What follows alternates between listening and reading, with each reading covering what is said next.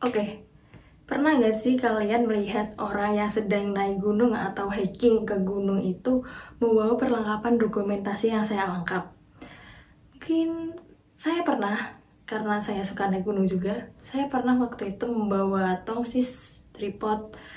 Saya naik ke gunung itu membawa tas penuh logistik untuk survival di belakang dan satu tas penuh untuk logistik konten di depan. Dan ironisnya adalah saya sadar bahwa saya lebih takut hasil foto yang saya hasilkan itu nggak bagus. Bukan takut kalau saat mengambil foto itu bisa terpleset ke jurang, mungkin jatuh, dan sebagainya. Saya naik gunung. Terkadang itu tujuannya bukan untuk mencari ketenangan, melainkan saya naik gunung untuk membuktikan bahwa hidup saya gak membosankan loh. Gitu. Sounds familiar mungkin di sekitar kalian. Dan hari ini kita hidup di dalam zaman yang menarik itu lebih penting daripada berhasil. Kita rela ke tempat tinggi, ke tempat yang ekstrim, melewati medan-medan yang sulit, bukan demi pengalaman, tetapi demi yang namanya validasi. Saya ingin meng-highlight satu poin, yaitu FOMO dan budaya hidup itu harus menarik. FOMO atau fear of missing out, ketakutan untuk merasa tertinggal. Mungkin familiar terdengar di sekitar kita dan itu nyata. Dan lebih dari itu, sekarang ada versi yang lebih baru, yaitu FOBO atau fear of being ordinary atau ketakutan untuk terlihat biasa saja. Kita takut banget untuk kelihatan biasa aja. Kita takut dibilang kamu tuh membosankan gitu. Dan terkadang media sosial itu memperburuk hal itu.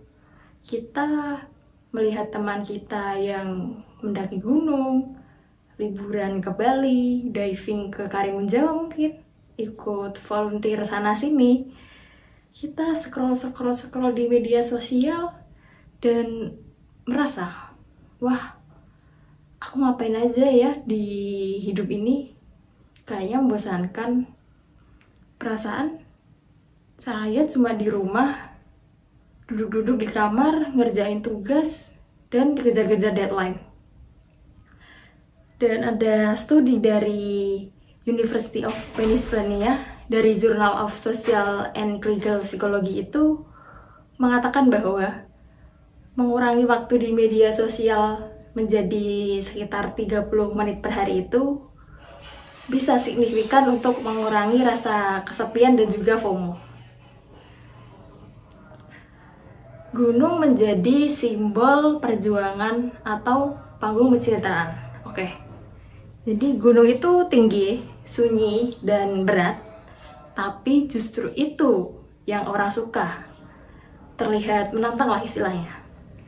Kita naik ke gunung sekarang bukan tentang untuk menikmati alam, tetapi tentang membuktikan bahwa saya cukup keren loh melakukan hal ini.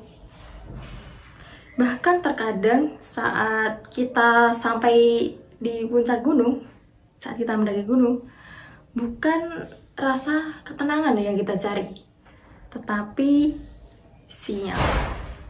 Karena yang penting untuk sekarang adalah upload dulu, refleksi mah belakangan, ya kan? Ada kutipan dari David Junior yang dia mengatakan bahwa we climb mountains not so the world can see us, but we climb mountains so we can see the world. Kita mendaki gunung bukan untuk agar dunia melihat kita, tetapi agar kita bisa melihat dunia. Tapi nyatanya sekarang kita atau banyak orang-orang di sekitar itu naik gunung justru agar bisa dilihat oleh dunia. kita lebih takut membosankan daripada gagal. Itu poinnya. Padahal gagal itu kan manusiawi ya. Tapi jadi biasa aja itu kayak dosa yang sangat besar gitu loh. Terdengarnya ya.